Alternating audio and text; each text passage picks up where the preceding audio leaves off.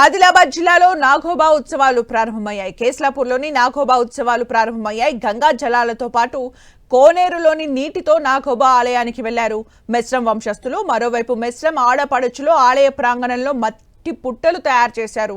అర్ధరాత్రి పవిత్ర గంగా జలంతో నాగోబాకి అభిషేకం, మహాపూజ నిర్వహించారు. మహాపూజలో ఎమ్మెల్యేలు Vedma Bojju, Anil Jadhav, MP Godam Nagesh, collector Rajarshi, SP Akhil Mahajan, Mesram వంశస్థులు పాల్గొన్నారు. ఆదివాసీ సంప్రదాయ రీతిలో సన్నాయి మోతలు, డోలు వాయిద్యాలు, దివిటీల కాంతుల మధ్య మెస్రం వంశ పెద్దల ప్రత్యేక పూజలతో మహాక్రతువు ఆద్యంతం భక్తుల తన్మయత్వం మధ్య వైభవంగా సాగింది. ముందుగా గర్భాలయం వెనుక ఉంచిన పవిత్ర గంగా జలంతో శుద్ధి కార్యక్రమం చేపట్టారు. మహాపూజ అనంతరం భేటింగ్ కార్యక్రమాన్ని నిర్వహించారు. కొత్త కోడళ్లను నాగోబాకి పరిచయం చేయడమే భేటింగ్. వారం రోజుల పాటు నాగోబా జాతర జరగనుంది. ఈ నెల 22న దర్బార్ నిర్వహిస్తారు. 5వ రోజు భేతాల్, మండ గార్జ్లింగ్ పూజలతో మెస్రం వంశస్థులు తంతు ముగియనుంది. ఉత్సవాలకు 5 రాష్ట్రాల నుంచి ఆదివాసులు, గిరిజనులు, భక్తులు తరలి వస్తున్నారు. దీంతో కేస్లాపూర్ భక్తులతో జనసంద్రంగా మారింది.